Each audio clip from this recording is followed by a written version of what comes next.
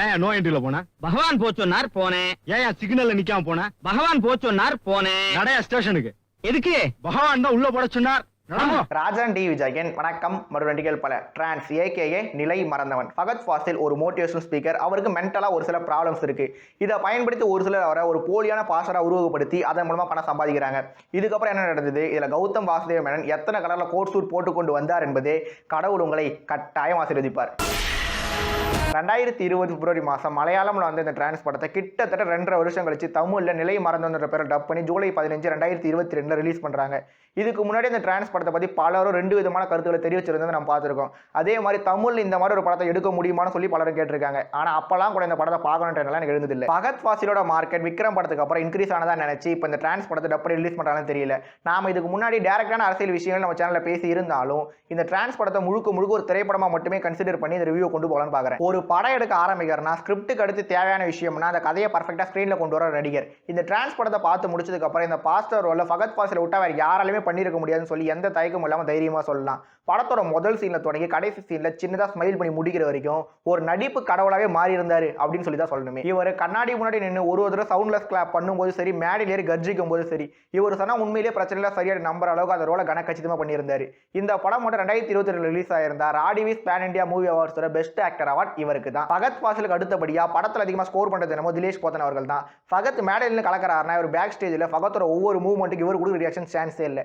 இவரோட கௌதம் வாசுதேவ மேனன், செம்பம் வினோத் ஜோஸ் போன்றவங்க கோட்டு விளம்பரத்தில் நடிக்கிற மாதிரி நடிச்சுட்டு போயிருந்தாங்க. தௌபீன் ஷாஹீர், விநாயகன், ஸ்ரீநாத் பாசி 3 பேரும் ஒவ்வொருத்தர் ஓப்பனிங், இன்டர் பிளாக், கிளைமேக்ஸ்னு சொல்லி 3 வெவ்வேறு இடங்களில் ஸ்கோர் பண்ணியிருந்தாங்க. நசிரியாவை பொறுத்த வரைக்கும் அவரோட ஹேர் ஸ்டைல்னால இவங்க நசிரியாவா இல்லை ஓவியாவான்னு சொல்லி ஒரு கன்ஃபியூஷன் உருவாகி இருந்தது. டிப்பிக்கலான நசிரியா இல்லாமல் எஸ்தர் லோபஸா மாற ட்ரை பண்ணி அதில் பாஸ் ஆகியிருந்தாங்க. டெக்னிக்கல் விஷயங்களை பொறுத்த வரைக்கும் cinematography, editing, music, background score, sound design சொல்லி எல்லாமே 5 ஸ்டார் ரேட்டிங் தான். படத்தோட டியூரேஷனை பற்றி நெகட்டிவ்ஸில் தெளிவாக பார்த்துக்கலாம். படத்தோட முதல் 1/2 மணி நேரம் விஜய் பிரசாத்னா யாரு, அவரோட பேக் ஸ்டோரி மற்றும் ப்ராப்ளம்ஸ் என்னன்னு தெளிவாக எக்ஸ்பிளைன் பண்ணிட்டு அதை தொடர்ந்து அவர் பாஸ்டராக மாற எடுக்கிற ட்ரைனிங், பாஸ்டராக மாறின பிறகு ஃபேஸ் பண்ணுற விஷயங்கள் ஒவ்வொன்றும் ஃபர்ஸ்ட் கிளாஸாக ஸ்க்ரீனில் ரெஃப்ளெக்ட் ஆகிருந்தது. ஒன்ஸ் இவர் பாஸ்டராக ரெகக்னைஸ் ஆன பிறகு அப்பா ரெண்டு ட்ரை பண்ணுற விதம், டிவி இன்டர்வியூவில் கொஸ்டின்ஸுக்கு தெளிவாக பதில் சொன்னது, அதே ஆங்கர் செகண்ட் ஹாஃப்ல ஒரு விஷயம் செய்யும் போது ஃபகத் அதை டேரிங் ஹேண்டில் பண்ணு சொல்லி ஒவ்வொரு 10 நிமிஷத்துக்கு ஒரு தடவை ஏதோ ஒரு வகையில் படம் நம்மளோட கைத்தட்டில் வாங்கிட்டே இருக்கு. நசிரியாவோட இன்ட்ரோ, அவனோட பேக் ஸ்டோரி, ஃபர்ஸ்ட் அவனோட ஆக்டிவிட்டி, பிறகு அதை சரி செஞ்சு ஃபகத்தோட ரிலேஷன்ஷிப்னு இதுலையும் சட்டுலா பல விஷயங்களை கண்டிப்பாக பண்ணியிருந்தாங்க.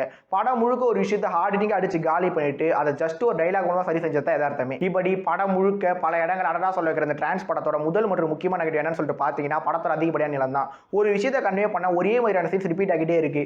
இதனால ஒரு மாதிரியான இரிட்டேட்டிங் ஃபீல் நமக்குள்ள உருவாகுது. மக்களுக்கு கடவுள் நம்பிக்கை இருக்கின்ற ஒரே காரணத்துக்காக எல்லா விஷயத்தையும் ஓவரா ட்ராமடைஸ் பண்ணி சொன்ன மாதிரி இருந்தது. இப்படி ஒரு பாஸ்டர் கேரக்டர் போலியா உருவாக்கி அதன் மூலமா பணம் சம்பாதிக்கிறாங்க ஓகே தான். ஆனா இவங்க சொல்ற மாதிரி அந்த நாட்டில் 100 கோடி, இந்த நாட்டில் 200 கோடி ரேஞ்சுக்கெல்லாம் போகுமான்னு சொல்லி லாஜிக்கலான கொஸ்டின்ஸை லாஜிக்கலாக நம்ம கேட்க முடியும். இது எல்லாத்தையும் இவங்க தாமஸ் என்ற ரோல் நடிச்சிருந்த விநாயகமோட பொண்ணு ட்ராக்ல சொன்னதை நான் ஒத்துக்கவே முடியல.